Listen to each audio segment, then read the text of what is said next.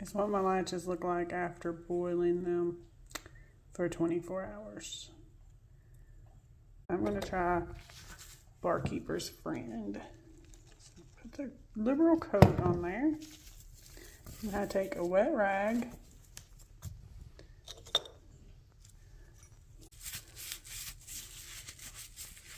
Rub it around. Scrub for about a minute. Scrubby, scrubby.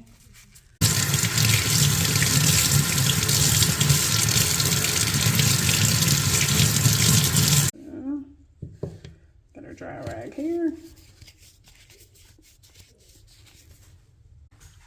But here's the ones I've already done.